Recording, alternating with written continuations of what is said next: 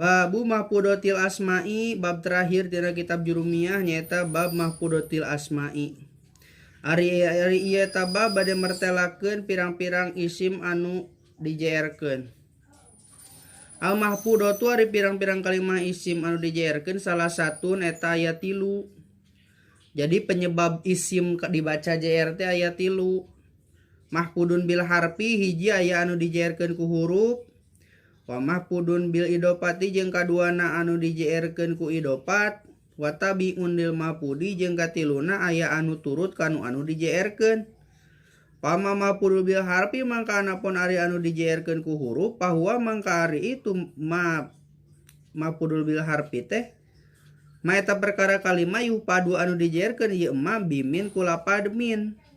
Wa ila jeung lapad ila, wa an jeung lapad an, wa ala jeung lapad ala, wa pi jeung lapad pi, wa ruba jeung lapad ruba, wa ba'u jeung lapad ba, wa kapu jeung lapad kap, wa lamu jeung lapad lam.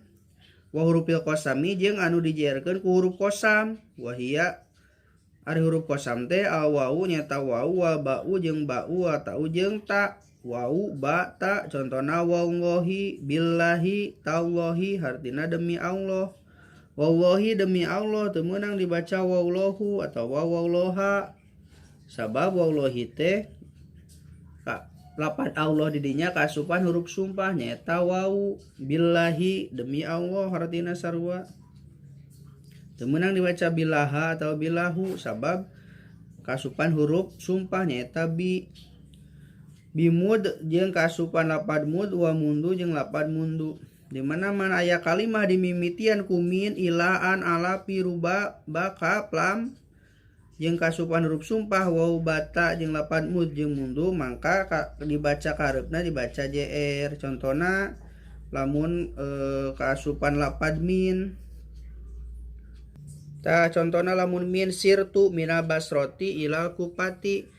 Sirtu leumpang kuring minal basroti ti nagara Basroh ila kupati ka nagara Kupah. Ta minal basroti teu meunang dibaca minal basrotu usabab ayamin.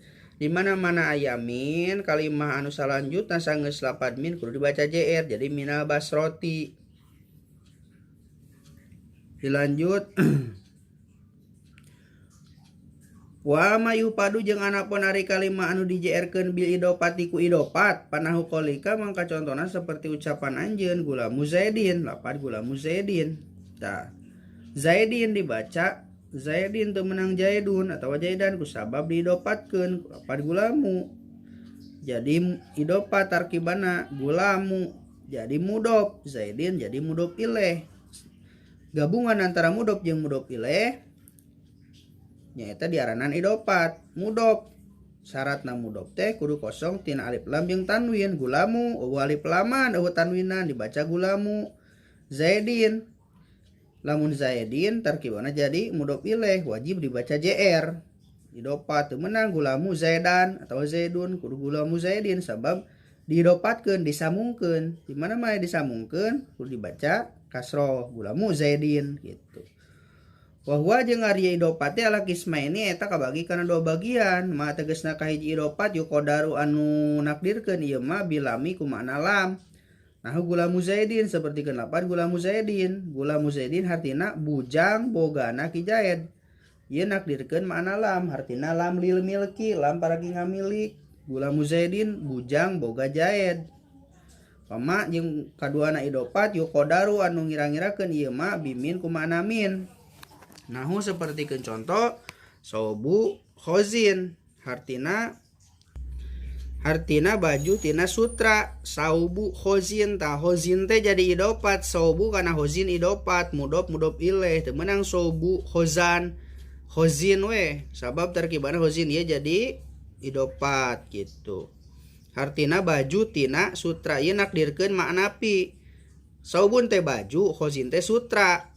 Jadi baju tina sutra nakdirkeun makna min idopatna. Wa babu sajin jeung lapad babu sajin hartina panto tina kayu jati. Tah babun teh panto sajin tina kayu jati. Lamun idopatkeun jadi babu sajin panto tina kayu jati ieu idopat nakdirkeun makna min contona. Wa khotamu hadidin jeung lapad khotamu hadidin hartina ali tina besi. ieu teh khotamu hadirin sarua nakdirkeun makna min.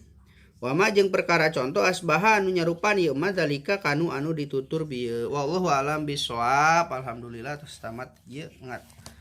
Mutola kitab Jurumiyah mudah-mudahan geng manfaat sadayana amin ya robbal alamin.